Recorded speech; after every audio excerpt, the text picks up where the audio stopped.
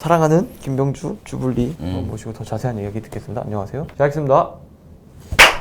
안녕하십니까. 김병주의 진짜 안보입니다. 최근 군사력에 큰 진척이 있었던 일이 있다고 해서 찾아왔습니다. 지난 7월 21일이었죠. 우리 군 전용의 통신위성 아나시스 2호가 발사되었습니다. 그리고 열흘 만인 31일에는 궤도에 안착했다는 소식이 있었는데요. 우리나라 우주 국방력에 마중물이 되었다는 평가입니다. 이와 관련해서 주불리 김병주 의원 모시고 더 자세한 이야기 듣도록 하겠습니다. 안녕하십니까 의원님. 안녕하십니까. 안녕하세요, 김병주입니다. 아주 기분이 좋아 보이십니다. 김병주입니다. 우리 군이 독자적인 통신 우주 위성을 갖게 됨으로써 획기적으로 군사력이 향상됐기 때문에 제가 가슴 벅찹니다. 통신위성 아나시스 예, 아나시스 2호가 이제 발사됐다고 합니다. 예. 아나시스 1호랑 좀 다른 점이 있나요? 원래 2006년도에 KT 회사하고 민군 혼용으로 통신 인공위성을 쌓아 올렸고요. 그걸 이용해서 군에서도 사용을 했습니다. 이 위성이 무궁화 5호 위성이라고도 하고 아나시스 1호라고도 합니다. 그런데 이 위성은 민간과 같이 겸용으로 사용하다 보니까 여러 가지 좀 제한이 있었죠. 이번에 쌓아 올린 군사 독자 인공위성 일명 아나시스 2호라고 합니다. 이 2호는 획기적으로 능력이 향상됐습니다. 기존에 있던 아나시스 1호 같은 경우는 전파 방해에 좀 취약했는데 이번 아나시스 2호는 회피하고 하는 능력이 기존 거보다 한 3배 이상 능력이 향상됐죠. 그리고 데이터를 전송하는 능력은 2배나 향상이 되었습니다. 인터넷으로 따지면 좀 속도가 빨라진 그런 새로운 모델이 생겼다고 볼 수도 있겠습니다. 속도뿐만 아니라 제한사항이 많이 해소됐죠. 기존의 아나시스 1호 같은 경우는 기상의 영향도 많이 받고 적이나 상대가 전파 방해를 하면은 오류가 생길 수가 있고, 그런데 2호가 됨으로써 획기적으로 향상이 됐다고 볼 수가 있죠.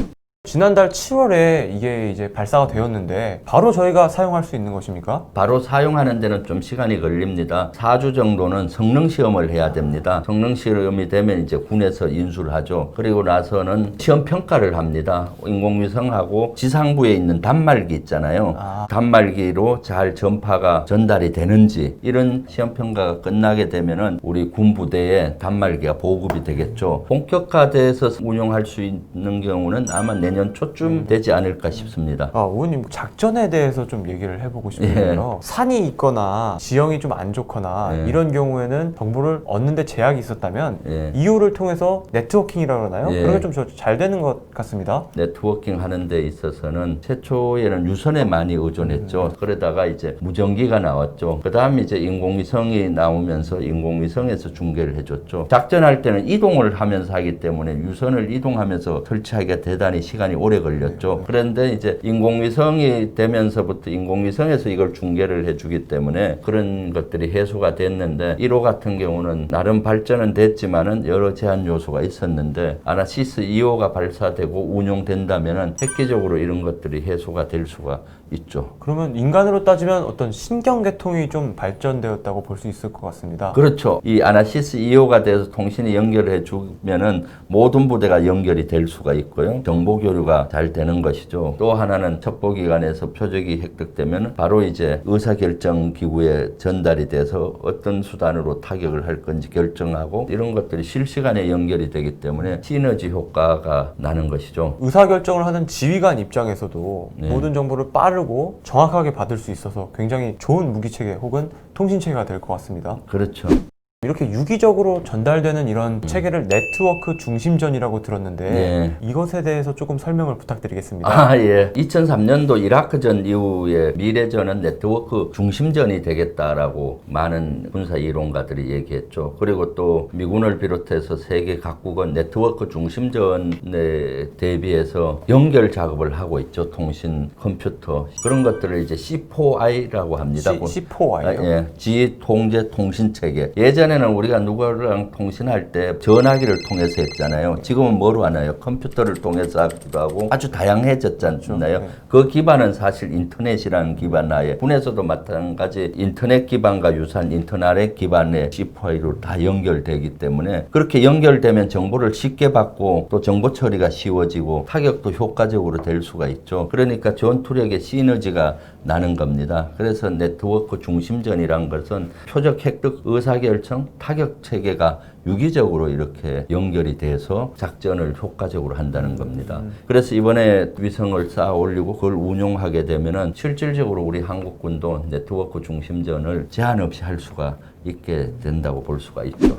그렇다면 앞으로 이런 네트워크 중심전이라든지 위성 가야 할 곳은 어디라고 생각을 하십니까? 네, 인공 어디로 가요?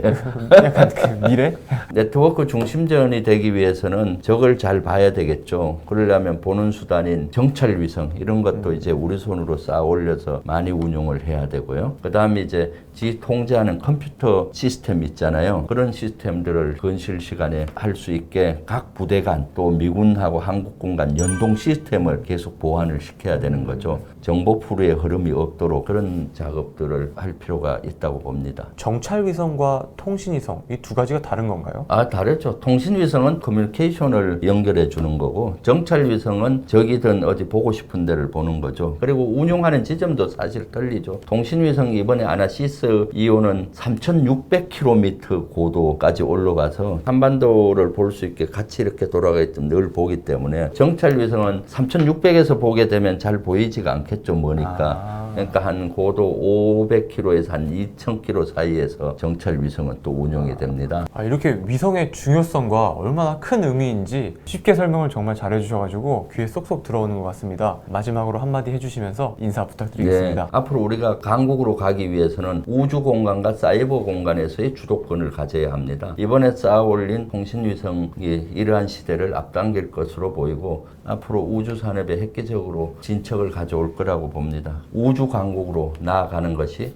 우리 국가가 강국으로 나아가는 길이라는 것을 같이 인식을 하고 같이 갔으면 좋겠습니다. 여러분 감사합니다. 늘 응원합니다. 같이 갑시다.